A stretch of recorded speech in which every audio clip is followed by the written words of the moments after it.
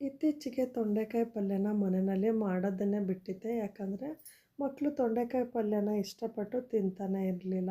ನಾನು ಸುಮಾರು ಥರ ಟ್ರೈ ಮಾಡಿ ನೋಡಿದೆ, ಯಾವುದೂ ಮಕ್ಳಿಗೆ ಇಷ್ಟ ಆಗ್ತಿರಲಿಲ್ಲ. ಈ ರೀತಿ ಒಂದು ಸಲ ಟ್ರೈ ಮಾಡಿ ನೋಡೋಣ ಅಂತ ಈ ಸಲ ಮಾರ್ಕೆಟಿಗೆ ಹೋದಾಗ ಫ್ರೆಶ್ ಆಗಿರುವಂತಹ ತೊಂಡೆಕಾಯಿನ ತೊಗೊಂಬಂದು ಟ್ರೈ ಮಾಡಿದ್ದೆ. ಮಕ್ಕಳಿಗೆ ತುಂಬಾ ಇಷ್ಟ ಆಯಿತು, ತುಂಬ ರುಚಿಯಾಗಿತ್ತು. ತುಂಬ ಸಿಂಪಲ್ಲಾಗಿ ತೊಂಡೆಕಾಯಿ ಪಲ್ಯ ಮಾಡ್ಕೊಳ್ಬೋದು. ಒಂದು ಅರ್ಧ ಕೆ ಜಿ ಫ್ರೆಶ್ ಆಗಿರೋವಂತಹ ತೊಂಡೆಕಾಯಿನ ತೊಗೊಂಬಂದು ಉಪ್ಪು ಹಾಕಿ ಸ್ವಲ್ಪ ನೀರು ಹಾಕಿ ಒಂದು 2 ನಿಮಿಷ ಚೆನ್ನಾಗಿ ನೀರಿನಲ್ಲಿ ನೆನೆಸಿ ಆಮೇಲೆ ಇದನ್ನು ನೀರನ್ನು ತೆಗೆದು ಈ ರೀತಿ ಒಂದು ತಟ್ಟೆಗೆ ಹಾಕ್ಕೊಂಡು ಹಿಂದೆ ಮುಂದೆ ನೀಟಾಗಿ ಸೋಸ್ಕೊಳ್ಬೇಕು. ನೋಡಿ, ಈ ರೀತಿ ಹಿಂದೆ ಮುಂದೆ ತೆಗೆದು ಮಧ್ಯಕ್ಕೆ ಕಟ್ ಮಾಡ್ಕೊಳ್ಬೇಕು. ಎರಡೂ ಸೈಡು ಸೆಂಟ್ರಲ್ಲಿ ಈ ರೀತಿ ಕಟ್ ಮಾಡ್ಕೊಳ್ಬೇಕು. ಸೇಮ್ ನೀವು ಎಣ್ಗಾಯಿ ಪಲ್ಯಕ್ಕೆ ಬದನೆಕಾಯಿನ ಸೀಳ್ಕೊಳ್ತೀರಲ್ವ, ಅದೇ ರೀತಿ ಈ ರೀತಿ ತೊಂಡೆಕಾಯಿನ ಸೀಳ್ಕೊಳ್ಬೇಕು. ಯಾಕಂದರೆ ಉಪ್ಪು ಖಾರ ಮಸಾಲೆ ಎಲ್ಲ ಚೆನ್ನಾಗಿ ಹೀರ್ಕೊಳ್ಳುತ್ತೆ ಅಂತ. ನೋಡಿ, ಇದೇ ರೀತಿ ಎಲ್ಲ ತೊಂಡೆಕಾಯಿನೂ ಕಟ್ ಮಾಡಿ ಒಂದು ಪ್ಲೇಟಲ್ಲಿ ರೆಡಿ ಮಾಡಿ ಇಟ್ಕೊಂಡಿದ್ದೀನಿ. ತುಂಬಾ ರುಚಿಯಾಗುತ್ತೆ. ಈ ರೀತಿ ಒಂದು ಸಲ ಮಾಡಿ ನೋಡಿ. ಈ ರೀತಿ ತೊಂಡೆಕಾಯಿನೆಲ್ಲ ಪೀಸ್ ಮಾಡಿಕೊಂಡು ರೆಡಿ ಮಾಡಿ ಇಟ್ಕೊಂಡಿದ್ದೀನಿ. ಇದಕ್ಕೊಂದು ಸಣ್ಣದಾಗಿ ಮಸಾಲೆ ಹುರ್ಕೊಳ್ತಿದ್ದೀನಿ. ತುಂಬ ಸಿಂಪಲ್ ಮಸಾಲೆ.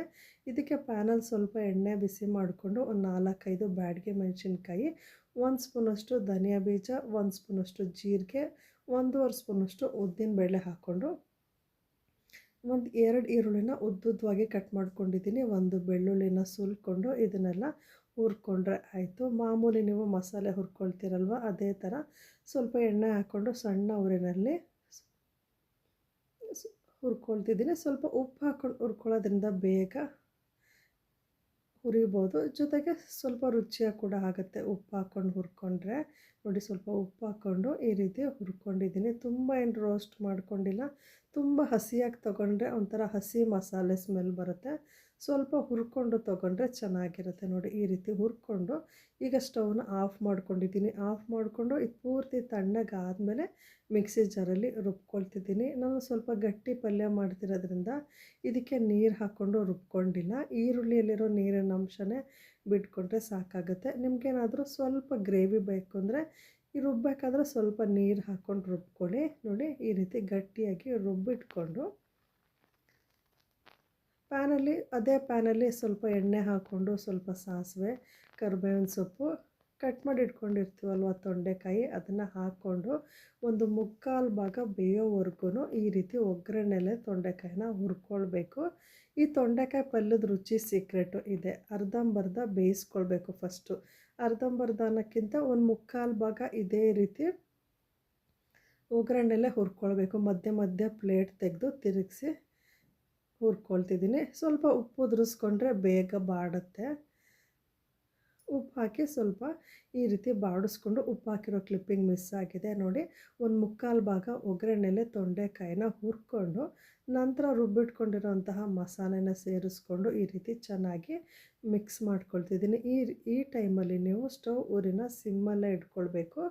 ಒಂದು 2 ಸ್ಪೂನಷ್ಟು ನೀರನ್ನು ಮಿಕ್ಸಿ ಜಾರ್ಗೆ ಹಾಕಿ ಒಗ್ಗರಣೆಗೆ ಸೇರಿಸ್ಕೊಳ್ತಿದ್ದೀನಿ. ತುಂಬ ಗ್ರೇವಿ ಬೇಕಾದರೆ ಸ್ವಲ್ಪ ಜಾಸ್ತಿ ನೀರನ್ನು ಹಾಕ್ಕೊಳ್ಳಿ. ಸ್ವಲ್ಪ ಗಟ್ಟಿಯಾಗೇ ಇರಬೇಕು ಪಲ್ಯ ಅಂದರೆ ಒಂದು 2 ಸ್ಪೂನಷ್ಟು ನೀರು ಹಾಕ್ಕೊಂಡ್ರೆ ಸಾಕಾಗತ್ತೆ. ಈ ಪಲ್ಯಕ್ಕೆ ನಾನು ಹುಳಿ ಹಾಕ್ತೆ. ಯಾಕಂದರೆ ತೊಂಡೆಕಾಯಿನ ನೀವು ಹಾಗೆ ಹಸಿದನ್ನು ತಿಂದು ನೋಡಿ, ತೊಂಡೆಕಾಯಲ್ಲೇ ಸ್ವಲ್ಪ ಹುಳಿ ಅಂಶ ಇರೋದ್ರಿಂದ ನಾವು ಪಲ್ಯಕ್ಕೆ ಹುಳಿ ಹಾಕಿ ಮಾಡಿದ್ರೆ ಇನ್ನೂ ಸ್ವಲ್ಪ ಹುಳಿ ಜಾಸ್ತಿ ಆಗುತ್ತೆ. ಹಾಗಾಗಿ ನಮ್ಮ ಮನೇಲಿ ತೊಂಡೆಕಾಯಿ ಪಲ್ಯಕ್ಕೆ ಹುಣಸೆ ಹಣ್ಣಾಗಲಿ ನಿಂಬೆಹಣ್ಣಾಗಲಿ ಯಾವುದನ್ನು ಹಾಕೊಳ್ಳಲ್ಲ. ಈಗ ತೊಂಡೆಕಾಯಿನ ಫ್ರೈ ಮಾಡ್ಕೊಂಡ್ಮೇಲೆ ಮಸಾಲೆನ ಹಾಕ್ಕೊಂಡು ಸ್ವಲ್ಪ ಒಂದು 2 ಸ್ಪೂನಷ್ಟು ನೀರು ಹಾಕ್ಕೊಂಡು ಮತ್ತೊಂದು 5 ನಿಮಿಷ ಚೆನ್ನಾಗಿ ಒಂದು ತಟ್ಟೆನ ಕ್ಲೋಸ್ ಮಾಡಿಕೊಂಡು ಬೇಯಿಸ್ಕೊಳ್ಬೇಕು. ಒಂದು ಸಲ ಸ್ಪೂನಲ್ಲಿ ಒಂದು ತೊಂಡೆಕಾಯಿನ ತೆಗೆದು ಪ್ರೆಸ್ ಮಾಡಿ ನೋಡಿ, ಮೆದುವಾಗಿ ಚೆನ್ನಾಗಿ ಬೆಂದಿದೆ ಅಂತ ಕನ್ಫರ್ಮ್ ಮಾಡಿಕೊಂಡು ಸ್ಟವ್ನ ಆಫ್ ಮಾಡ್ಕೊಳ್ಳಿ. ಸ್ಟವ್ನ ಆಫ್ ಮಾಡ್ಕೊಂಡ್ಮೇಲೆ ನೋಡಿ, ಈ ರೀತಿ ತೊಂಡೆಕಾಯಿ ಪಲ್ಯ ರೆಡಿಯಾಗಿದೆ. ನಾನು ಸ್ವಲ್ಪ ಗಟ್ಟಿ ಅನ್ನಕ್ಕೆನ ಮಾಡ್ಕೊಂಡಿದ್ದೀನಿ. ನಿಮಗೆ ಇನ್ನೂ ಸ್ವಲ್ಪ ಗ್ರೇವಿ ಬೇಕಾದರೆ ಸ್ವಲ್ಪ ನೀರನ್ನು ಜಾಸ್ತಿ ಹಾಕ್ಕೊಳ್ಳಿ. ತುಂಬಾ ಚೆನ್ನಾಗಾಗಿತ್ತು. ಇದು ಅನ್ನದ ಜೊತೆನೂ ಚೆನ್ನಾಗಿರುತ್ತೆ, ರೊಟ್ಟಿ ಚಪಾತಿ ಜೊತೆನೂ ಚೆನ್ನಾಗಿರುತ್ತೆ. ಈ ರೆಸಿಪಿ ನಿಮಗೆ ಇಷ್ಟ ಆಗಿದ್ದರೆ ವಿಡಿಯೋ ಲೈಕ್ ಮಾಡಿ, ಶೇರ್ ಮಾಡಿ. Thank you.